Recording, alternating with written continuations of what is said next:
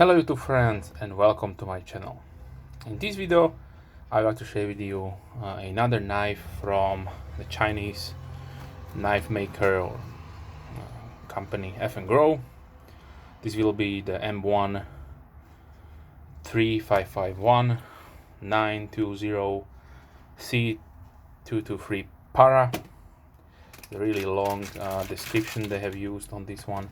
Don't know why, but if you want one, then just search for Eafengrow M1. It should pop out. It comes in an unspectacular plain black box. So what caught my eye was that they say that they're using in-house design now. Yeah, maybe, who knows. Definitely would be not first disclaimer from them. But anyway, what I was really up to why I did bought the knife is they say the knife has micarta scales. I would say they have two variants of this knife. So one is with the brown, so almost look like wood texture micarta, and a black one. The black one looks more like a G10 with a little bit of the weave looking through. So grayish colors, but this one looks more like wood to me, but it is micarta. It is something between the Chinese micarta and even something else. So I was really surprised to see this. And what I'm talking about Chinese micarta, then definitely I can show you this one. So this is the Kaiser. It's called Pinch. So non-locking offering from them, and this is what I would classify a Chinese micarta. So it's definitely a in between canvas and burlap. So if you don't know what is canvas, what is burlap, let me bring out my usually show this knife off, the Buck Sprint Pro. This is burlap micarta, so you have a really wide weave. So micarta is basically uses any kind of cloth, sack, t-shirts, jeans with acrylic resin, and you create layers of them, and then you have a really nice strong material that can be used as any kind of handle, maybe for knives, guns, and so on. So but let's talk about the M1. So firstly, when I got this one, I did check about the stability, like I always like to do, to give you my honest impression of the knife. You probably know I buy all these knives for my own money, so I have the luxury to be completely honest. And when I first got the knife, I did open it probably really smooth, and the lock did not engage, as you can see here. So now that I did open it up a few times, it did mitigate this problem, but just keep in mind that this is a stainless steel contact liner lock. So it would probably take, you see there, probably take some time. If you are opening it with so authority, so with force, no, there is nothing there that should be problem. But if you are opening it smoothly and slowly, then definitely the lock will not engage. Let me show it to you. Now the blade is fully open, but the lock did not engage. And maybe this is only the quality control issue on my knife.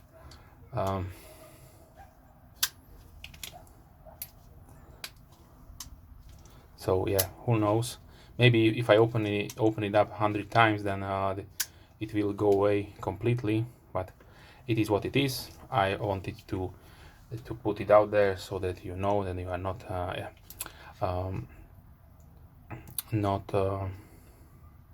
have any kind of issues when you are getting the knife, and maybe you don't have any kind of accident. Okay, so let's talk about the specifications, like I always like to do.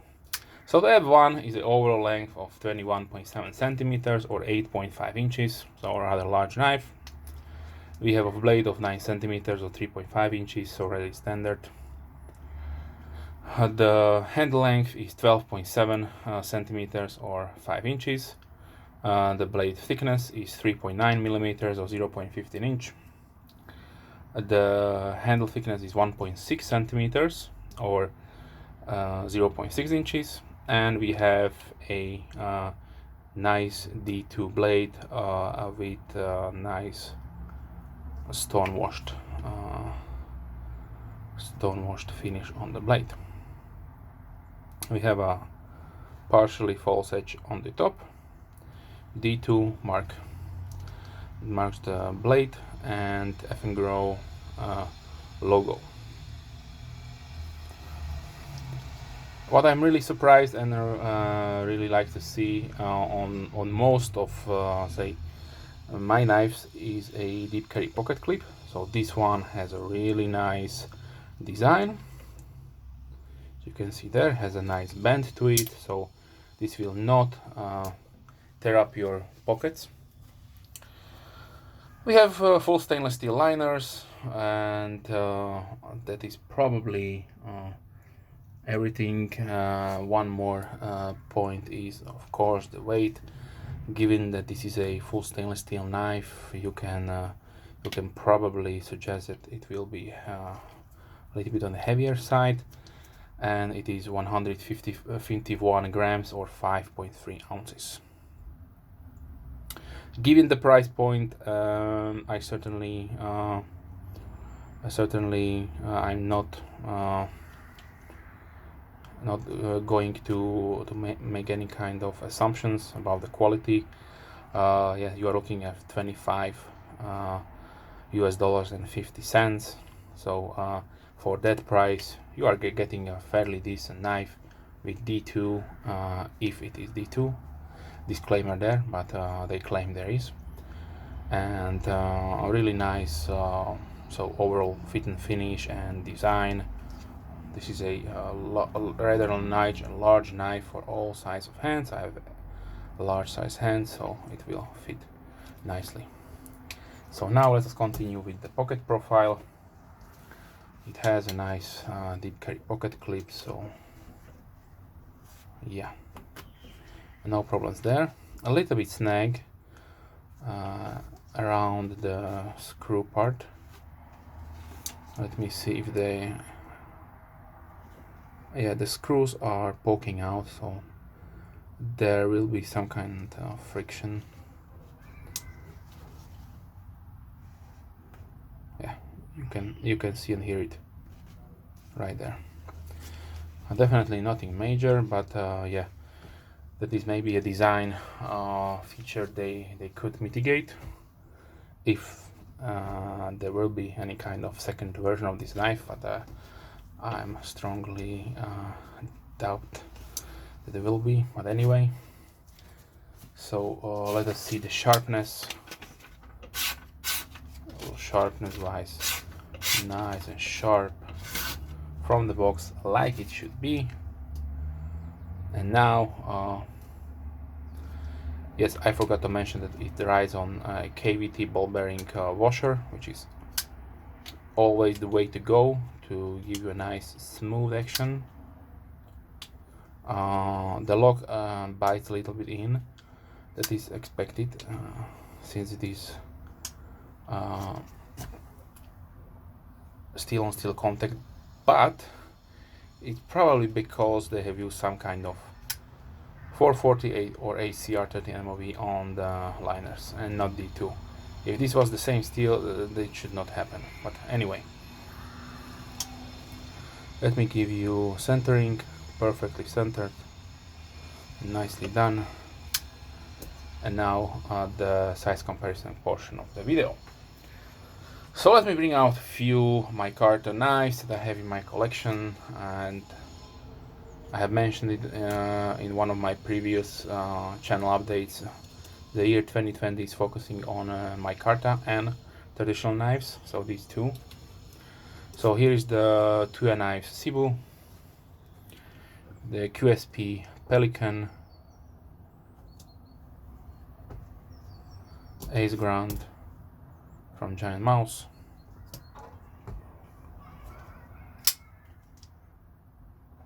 Bugs Print Pro in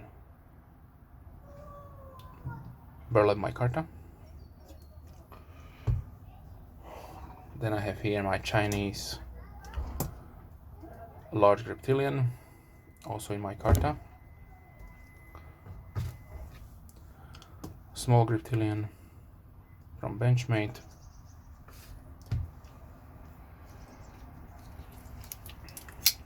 And the 111 from Tucson Knives. Spyderco Endura. Spyderco Delica.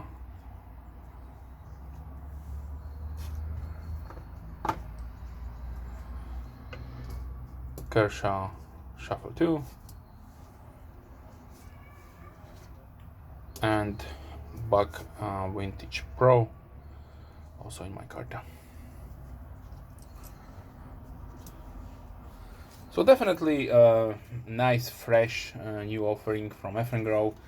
They have a large catalog of your standard G10 designs. Some of them are borrowed from different manufacturers. Some of them are their own. They're claiming this is their own design. If somebody knows if this is a copy or not, please educate me and everybody that is watching this video down in the description box. If you are interested in this knife, I will put a link down below where I bought it, so definitely you can go check them out. And if you have any questions, then please leave comments down below. I'm more than happy to reply as soon as I can. If you are a subscriber, a big thumbs up to you. Thank you very much. If you are not a subscriber, then please consider subscribing. I try to release at least 3 videos per week, mostly knife and gear oriented, but sometimes also stuff regarding hobby, like miniature paintings, unboxing of books and Warhammer stuff, and so on. So feel free to check out my playlist. I try to organize my videos into these brackets. So yeah, wish you a wonderful day and see you soon.